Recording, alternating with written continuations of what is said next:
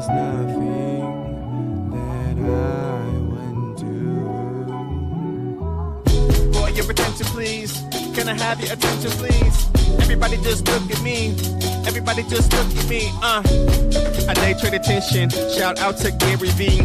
Respond to every mention. You can find me on your FYP. Before 2020, I was doing the. What's up, everyone, and welcome to Let's Be Clear with Just Wayne. I'm Just Wayne, your host. It's another Wednesday night. It's been another week of unbelievably crazy things happening across the board. And I want to talk about some of the things that are going on today, right? We have the Love Island episode 2 that's airing today. The NBA Finals start tonight, and we're just on the other side of some of the primaries that are happening. And I think all of these things are really deeply interconnected in some incredible ways. And so the first thing I want to talk about is Love Island. And listen, this is the first time I'm ever watching the show from start to finish. And so we're going to cover that today in our edition of a little segment we like to call Reality Check.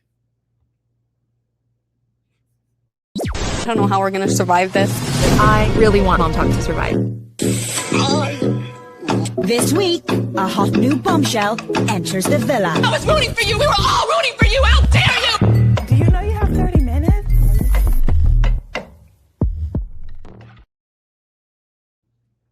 So like I said, this is the first time I'm ever watching Love Island from scratch. I had never really watched the show up until last season, and I found myself, my sister is kind of hounding me about, like, you have to watch the show, you have to watch the show. Now, one thing I will say, shout out to my sister, Aaliyah, because she is usually a person who, when she says, you need to do this thing, you need to watch this thing, you need to read this book, I really should be listening to her. I mean, if we go all the way back, like I'm a huge fan of Hamilton. I ended up getting to go to New York last year to be at the premiere. I made a ton of content around Hamilton, was featured on that.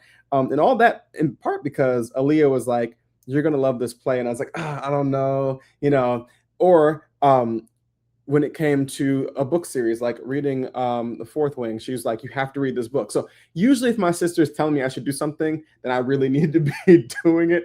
Yeah. So for this, my sister was like, you have to watch this show, Love Island. Like you got to do this. And so I was like, all right, here we go. We'll hop in. I hopped in halfway through last season. I was binging it and then kind of got caught up by the end. So this is the first time we're starting at the beginning. And I must say that immediately I was like, first of all, watching this where I have to wait every day is going to be a unique experience, but also watching it where, I get to get acquainted with the people in the first place. Like I'm getting to not come in with all of the drama that has already been established across the board. Like we already know who these people are or we knew who they were by the time I came in last year.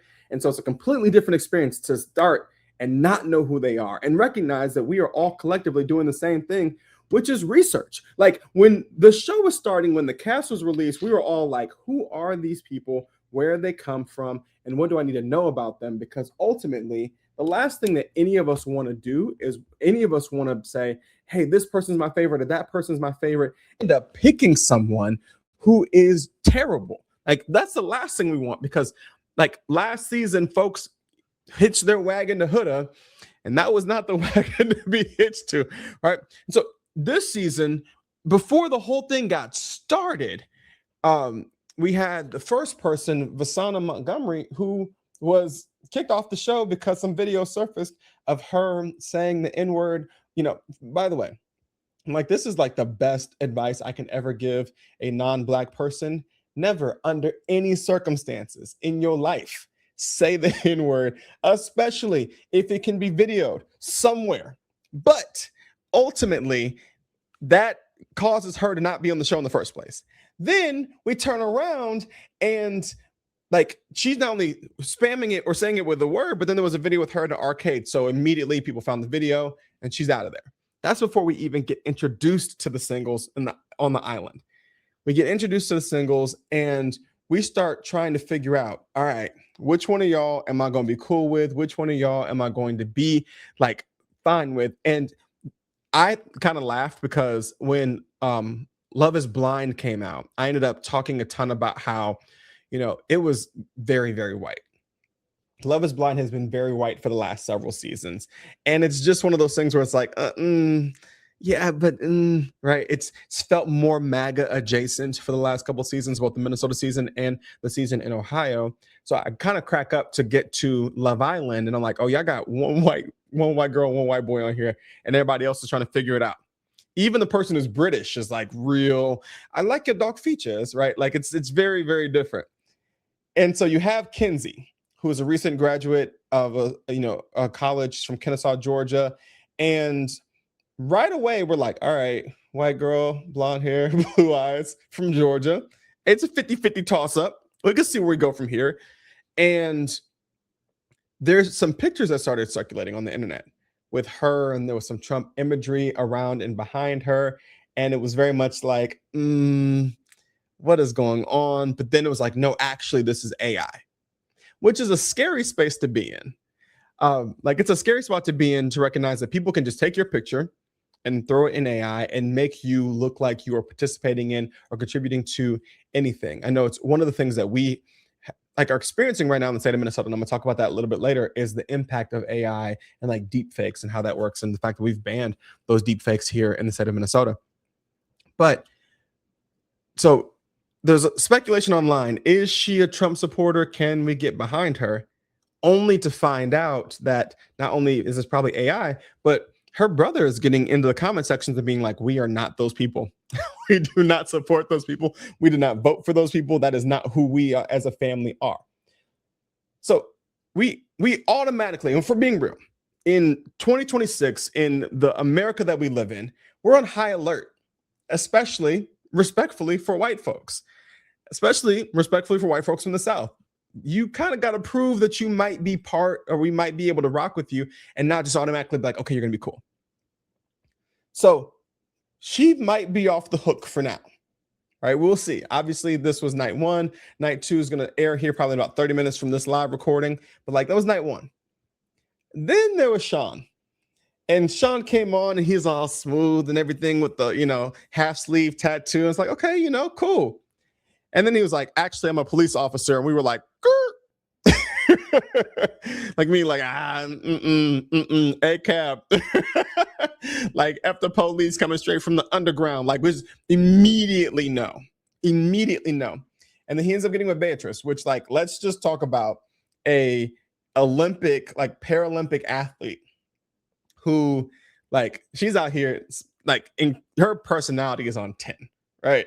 And just like the facial expressions, she's just a hilarious person, lots of personality. And so Beatrice and Sean are kicking it, and they're talking about, okay, what kind of things are you into? And he was like, yeah, I like country music. And she was like, like she hit him with the beatbox, right? Like, no, I'm not really comfortable with the idea. She said that she would rather inherit another disability and be deaf than have to listen to country music consistently. Now that is a statement from someone, right? To say, no, I actually don't want any parts of this. And what's wild is like Sean was getting all the love when they were doing the first little challenge where they, they had to come through and they're kissing and like, oh, he's a good kisser, right? Shout out to Usher. I've been around the world, I've kissed a lot of girls, so I'm guessing that it's true, right? And everyone was like, oh, he's such a good kisser. And so, but being a cop and then being a country music fan, those two pieces of evidence were all that folks needed to immediately begin to speculate. And I'm going to name I Am People. Everyday people. Like, I began to immediately speculate, like, is homie, who did you vote for in the 2024 election? And where were you on January 6th, 2021? Like, just those two pieces of evidence. We are so, as a society, afraid and traumatized by the potential of being connected with someone who could be harmful, that we are taking minimal amounts of evidence and trying to connect them. And I think a part of it is this. If I root for someone, there's a certain perpetuity to the internet, right? Is if I root for someone at some point, the thought process is I have to be able to defend that rooting forever. And as you heard in the intro for this segment, Tyra Banks, we were rooting for you. We were all rooting for you. which is so funny because Tyra Banks is one of those folks that we were rooting for you. We were all rooting for you. And if you say out loud, like, oh, yeah, I kind of rock with Tyra Banks, there are people who have viewpoints about Tyra based on information that they have. And based on that, they will say, oh, I am or am not going to rock with you because of the celebrity that you might rock with. That's where we live as a society. It is no longer just I like the show and I thought she was kind of funny. It's like, where does this person stand morally? Where does this person stand politically? Am I going to be able to defend everything that they say forever? And I think there's an element here of like, stan culture used to just be, I got one person that I just love this person as an artist so deeply. We're not there anymore. We're not in a space anymore where it's like, it's just this one person. Now stan culture has extended to every single person that I ever vouch for. That vouching is in perpetuity. It is forever. And if I then at the beginning of the show say, oh, you know what? I like Sincere, track athlete. He might be all right. Then I'm going to be held personally responsible and liable for whatever craziness Sincere will inevitably do later on in the show, right? And that makes it difficult for us to consume purely. Because ultimately, what we're trying to do is enjoy television. This show is messy. It's meant to be messy. They give them alcohol, they sleep deprive these 20-something-year-olds, and they put them in challenges where they're making out with other people all the time. Like, there is no other place on earth where you find yourself just making out with 4 different people in the course of a few minutes. This is a unique experience. And the nature of that is for our enjoyment.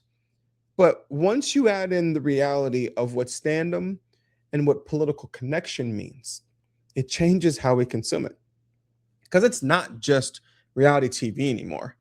It is a reflection of our reality. Reality TV was supposed to be absurdity. But how do you continue to operate in absurdity when the world that we live in is absurd? We can't just root for contestants anymore who are fake trying to fall in love with a chance to win $100,000. The internet demands that every person becomes a hero or a villain. And until we've unpacked that, we won't be able to just enjoy things, because the world we live in has taken the joy out of our enjoyment. This has been The Reality Check.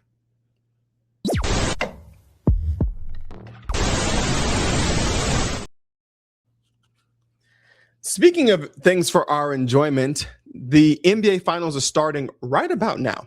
Right about when I'm filming this, they should be getting ready to tip off Game 1 of the NBA Finals between the New York Knicks and the San Antonio Spurs. And we are out here partying like it is 1999, because the last time the Knicks were in the NBA Finals, it was against the San Antonio Spurs. It was the first time the Spurs had ever won a championship.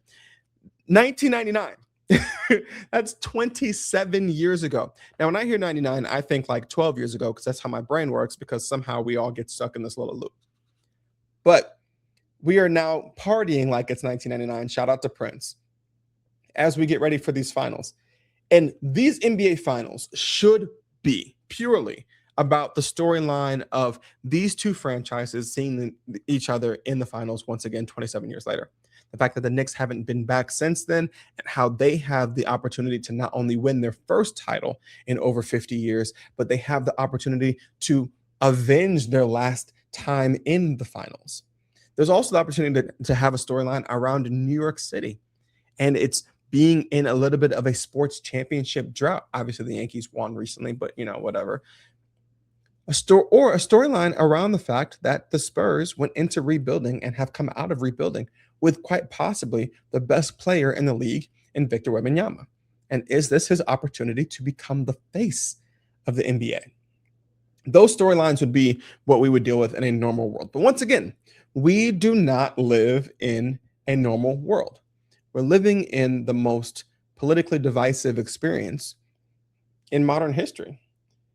So what's happening right now is not just these storylines, but politicians who are stepping in and trying to co-opt these sports experiences for their own personal, political, and partisan gain.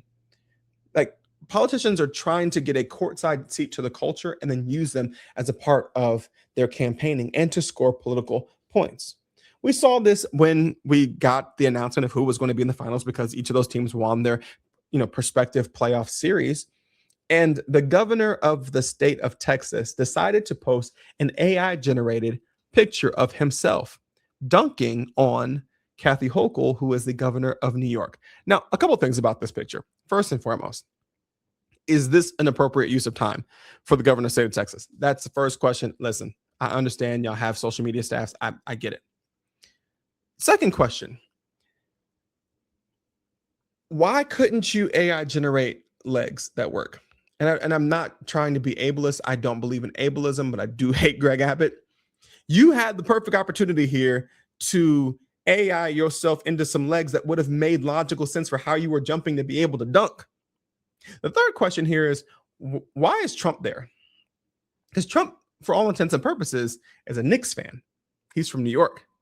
But in Greg Abbott's mind, he's going to make daddy happy by dunking on the big bad blue lady, the big bad Democrat lady from New York. There's a lot that's happening in this picture, but I do think it's super fascinating to recognize how both politicians are utilizing this, because after this was posted, Kathy Hochul's office responded by saying, breaking news, Greg Abbott just came out for men and women competing on the same court. Because I don't know if you know this, but trans people in sports was such a big deal in the last election. Like, legitimately, we might be experiencing fascism because some folks didn't want 7 trans folks to participate in college athletics. It's that there are 7 trans people competing in college athletics in the NCAA.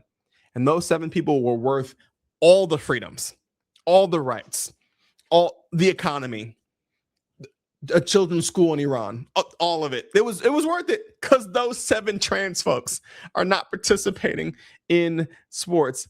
Also, it's June. Shout out to all the members of the LGBTQ community, as it is Pride. Happy Pride to all of you.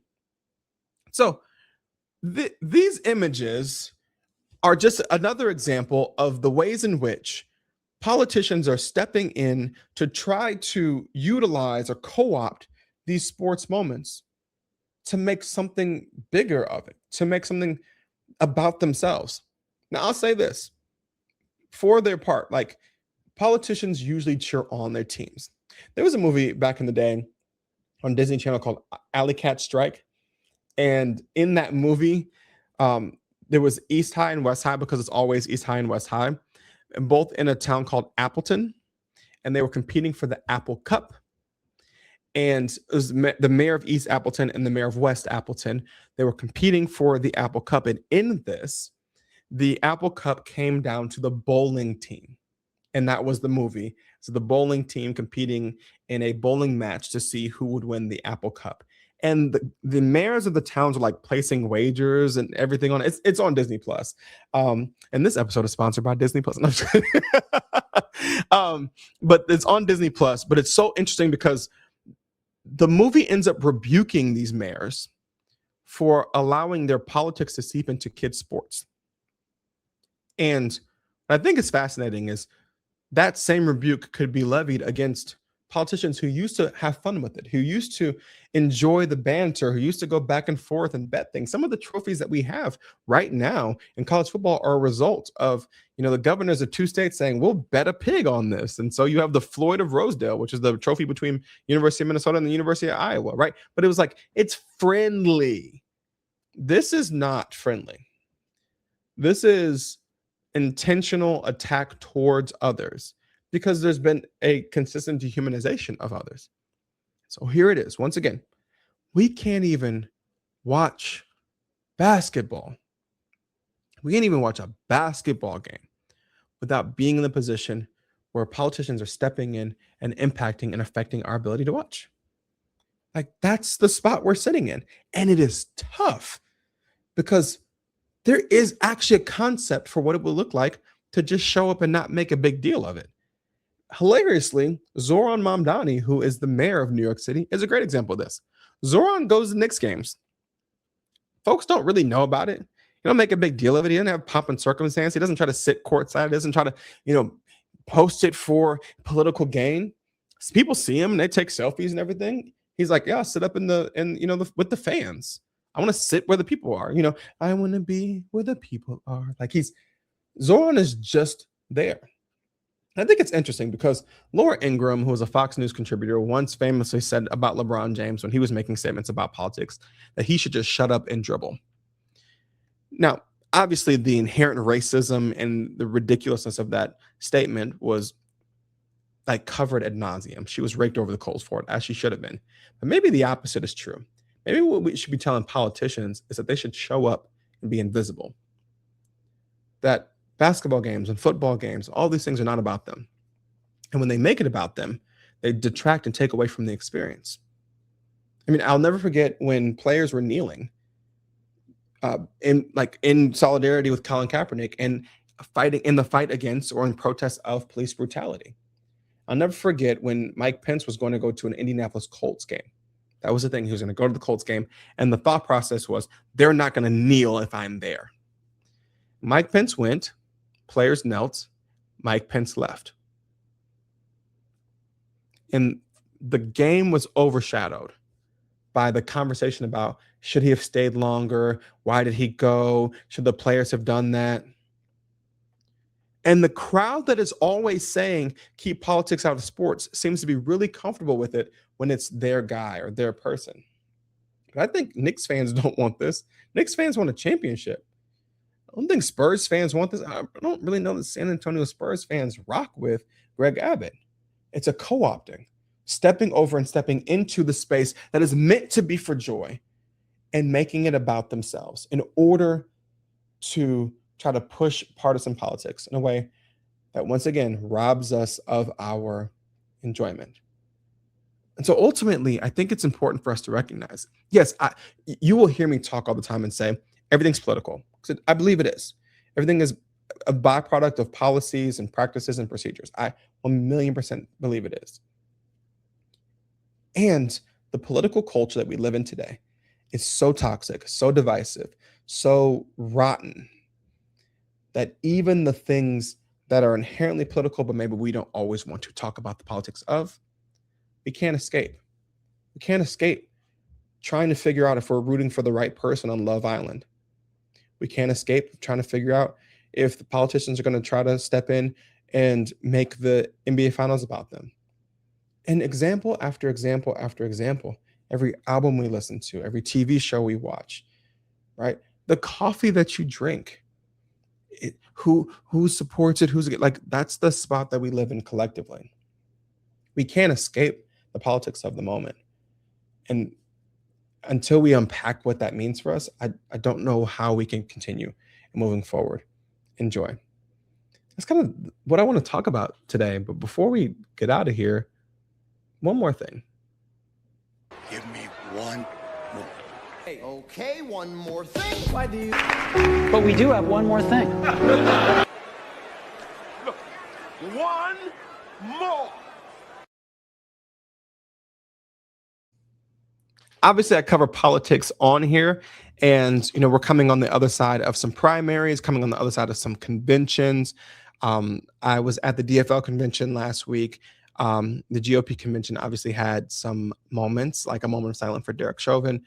We're coming out of some primaries. What is coming out of California has been fascinating, and I plan to do a longer video on YouTube and some shorter videos on both Instagram and TikTok about them. But I must say, everything I have learned about Maine politics has been against my will. I was fully aware of who Susan Collins was, because Susan Collins oftentimes is the person who I believe likes to parade as if she has a moral standard and backbone, and then capitulates and falls apart.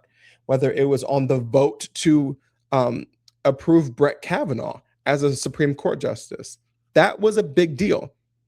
And she played the game like, oh, I'm so concerned about some things. And ultimately she just backed down. And like experience after experience after experience, Susan Collins always seems to lean like she's a moderate Republican and then fall apart when it matters. So I was excited when Janet Mills, who I saw as a person who had stood up to and fought against the Trump administration, was running for Senate, because I was like, okay, there you go. We can flip that seat. And then this guy came out of nowhere, seemingly, Graham Plattner. In the first couple of videos I saw of Graham Plattner, I was like, okay, working class guy, unions. Okay, I rock with unions. I rock with the working class. I rock with, a progressive politic. Okay, absolutely, let's go. But the longer we got into it, the more revelations came out about him. And every revelation about Graham Plattner I don't really know how to describe the stuff that I've seen and read. Obviously, there was conversations about his military experience and conversations about his online activities, conversations about a tattoo he had and his connection to schmazzi's, right? And then there was a report that came out last week about extramarital affairs that he had on his wife. Now, that's the bombshell, right? The bombshell, at least what it should be, is this guy cheated on his wife. That's what it should be.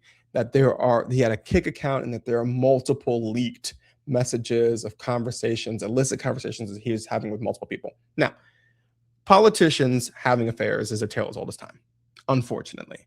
And also very revealing in some ways about who you are as a person when we start to figure out what that looks like, how you approach it, etc. And that's where things get really weird for me.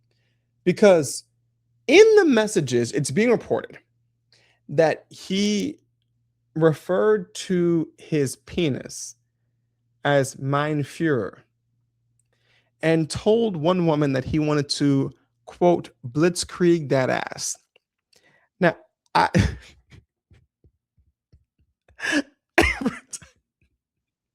every time I've come across this, I have nothing to keep it together. I'm sorry.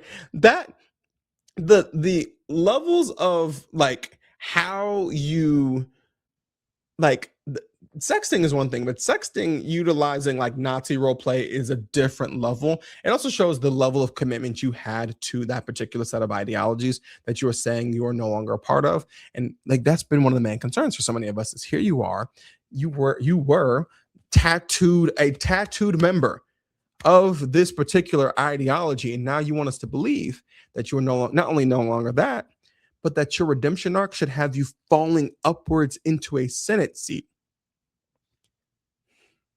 Now, he is the leading person in the Democratic primary there. I don't really think there's anybody else left in the primary. It's just him. We want to flip the Senate blue. Amen. Hallelujah. Maine. God bless you. Figure it out. But of course, Susan Collins is trying to capitalize on this. And she's like, he's an adulterer. He's a cheater. He said all these different things. And then reportedly, a reporter in Maine was like, Shorty, you throwing stones from a glass house, right? Because as this reporter put it, Susan Collins is a homewrecker. She was having an affair with a man who was married. And that married man's wife was dying of cancer. So she not only wrecked a home, but she wrecked a home that was already on its way to being deceased because that woman was dying. And that man left his dying wife to go be with Susan Collins, and that is her husband today. Now, what is fascinating is that both of those stories are fucked up. And I don't really know any other way to describe them than that. Both of those stories are egregious and disgusting. The question one has to ask themselves is, can I go, oh, well, when it comes to Graham Plattner, so he just had an affair and that's what we're going to disqualify him for. But then Susan Collins is everything but a child of God. Or what Republicans might do is say, those messages are disgusting and he shouldn't be allowed to be anywhere near the Senate, while excusing the actions of a woman who broke up a home of a man who should have been taking care of his dying wife. The interesting thing is both of those things are horrendous, but only one of them will be considered bad based on where you stand politically. the tribalism that we all operate with impacts the way that we think about the scandal, because the scandal isn't even scandal anymore. The scandal's political. Like the scandal's bad, but like we interpret the scandal through the politics. That's where we are. So once again, like I said, everything's political. From the messy TV we watch to the sports that we participate in, the food we eat, the water we drink, down to the way that we think about good and evil. And my hope is that we can all collectively try our best to operate within a sense of grace for ourselves and grace for others, but also keep a clear eye on what is necessary for us to be able to make sure that we're expanding rights for humans, that we're protecting people, that we're protecting this planet. Like, don't get me started on the things that should be universal, but that's my personal political standpoint. What we need to make sure that we're doing is finding a way to get past this experience that we're in. Because maybe once we get past this experience, we can find joy on the other side. I'm just Wayne. Thank you so much for coming to my TED Talk. This has been Let's Be Clear. I will be back on Sunday. We're going to start doing these twice a week, and we're going to start getting some guests along the way, because I know the guest conversations have also been something that you all have really enjoyed. And so I look forward to seeing y'all on Sunday, and some point between now and then I'll announce what the guest is. But until then, I love y'all. Peace. There is nothing that I wouldn't do. For your attention, please. Can I have your attention, please? Everybody just look at me. Everybody just look at me. I day trade attention. Shout out to Gary V. Respond to every mention. You can find me on your FYP. Before 2020, I was doing the